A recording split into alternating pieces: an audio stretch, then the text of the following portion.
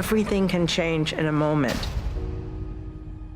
The president's been shot. Theodore Roosevelt did everything he could to be ready for that moment. From executive producer Leonardo DiCaprio. Roosevelt was this fragile child, and his father challenges him to become this force of nature. And Doris Kearns Goodwin. He became the youngest president. He was Roosevelt, the Rough Rider. A two-part documentary event. People were saying Roosevelt was going to run for a third term and make himself a tyrant. He was challenging the power structure. There is no good reason why we should fear the future, but there is every reason why we should face it.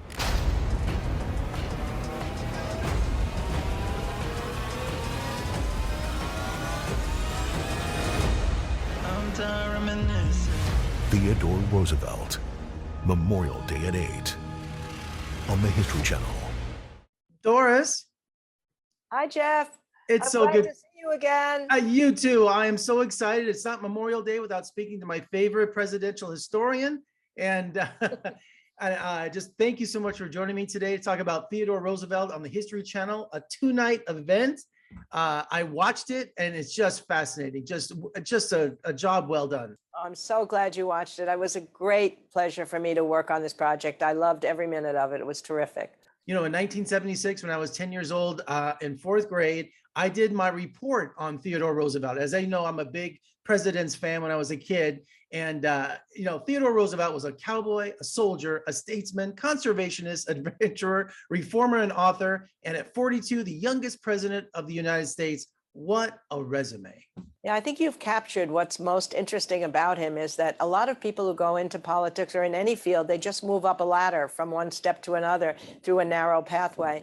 He had such a winding pathway to the presidency that he encapsulated many parts of America in him, starting out as a privileged child, working in the state legislature, seeing tenements for the first time, and then going out and being a cowboy and a rancher, as you say, and then coming back to be police commissioner in New York and wandering around the slums at night, disguising himself so he could see if the police were doing their job, and then eventually becoming a Rough Rider, a soldier in the army, and then eventually becoming president. But he brought all those experiences to bear by the time he became president. So he understood all the diversity of American life at a time when there was real big problems between the West and the East and the North and the South and the city people and the country people. He was able to knit them together under the square deal, which is fairness. I think it's a fundamental human desire for fairness, the rich and the poor, the capitalist and the wage worker. That was his square deal moniker. And like you were saying, you know, his personal tragedy, losing his mother and his wife within 3 hours of each other,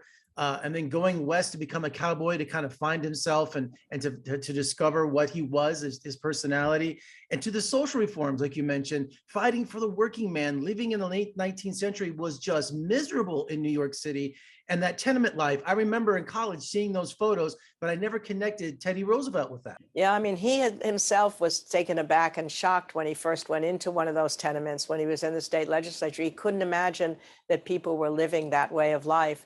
And it changed his mind. There was a bill to stop these absentee owners from using these tenements as cigar making factories.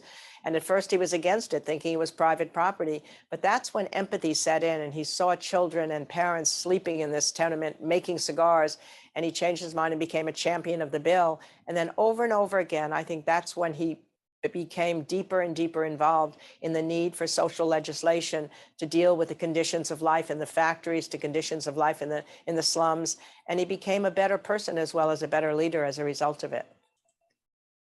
And him being the Assistant Secretary to the Navy, he's responsible for building up the American Navy and getting America on the world stage. And the Spanish-American War is just, it's time, you know, with the Rough Riders, it's just, I can't believe this is one man's life, all before he was 40. I know. It makes all of us feel, oh my God, what have we done in our lives? You know, twice your age and have never done all of those kind of things. There was a certain energy that I think he had from the time he was young, and a feeling maybe the asthma had done it because they thought he would die as a young child. He just figured, I've got to live my life to the fullest. And he really fit the celebrity notion of the time. He's really our first celebrity president because he so loved being in the center of attention. He had charisma. You know, it was said he wanted to be the baby at the baptism and the bride at the funeral and the corpse. No, the baby at the baptism, the bride at the wedding, and the corpse at the funeral.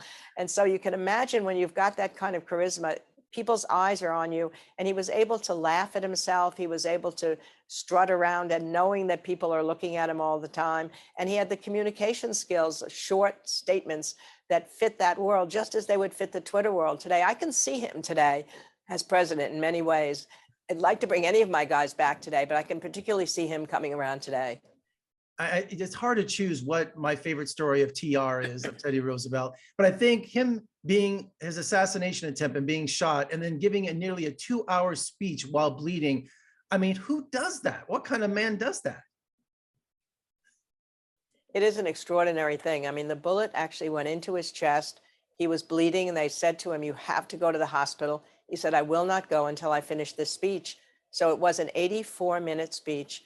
And he was getting weaker and weaker, and he finally let them take him to the hospital. But the incredible thing was the speech had been wrapped up in his pocket, and it was very thick. It was a 50-page speech. They gave very long speeches in those days, and somehow the bullet got deflected into the speech and into his spectacle case, so it didn't hit his vital organs. But nonetheless, he was in the hospital for days. They never were able to dislodge the bullet, and yet that speech was given. Yeah, you just sometimes say, who can this guy be? I love about this 2-part documentary, T. Roosevelt, his great-grandson. What a spitting image of Teddy Roosevelt. Yes, Tweed Roosevelt, somebody I've gotten to know very well, and he's a great guy. And he really has studied his grandfather, his great-grandfather. He knows them, so he can tell the stories about him. And he actually went on the same Amazon trip when he was 40 that Teddy himself had gone on when he was coming out of office, the one that left Teddy Roosevelt with malaria and with a lot of illnesses. And this character, the great-grandson, figured, I better do it too. But somehow he came through it unscathed, unlike his great-grandfather. It's in the blood. You know, and Doris, it's in the blood, absolutely. You serve as executive producer along with Leonardo DiCaprio. Who knew Leo was such a history buff? Well, he not only loves history, but he's a huge conservationist. So I think the legacy that Teddy Roosevelt left behind of conservation, the national park system, saving the Grand Canyon, saving the sequoia trees in California. And I think for Teddy, because of that illness he had as a child, going out into the woods early on and developing a sense of belonging to nature while he exercised really had a spiritual impact on him. And so he is, in many ways, that's one of the great legacies he left behind to all of us. He just said when they were trying to maybe mine the Grand Canyon or take down some of these beautiful monuments, that they have to live on for the children and the children's children. And he spoke very lyrically about it. It was his best writing. He wrote 40 books in addition to everything else. And it makes you feel crazy that he can do all these things. But in addition to that, the best things he wrote were about nature, I think, in many ways. Well, Doris, what an amazing documentary. And I just took away, you know, anything from this 2-part series, what one man could accomplish. And he accomplished so many things. It's just such an inspiration. So thank you so much for an incredible look at one of our greatest presidents. And your dedication is just amazing, and always a thrill to talk to you. Oh, thank you. I hope we can do it again. We do this regularly. It's great. I love it. Thank you, and have a great holiday.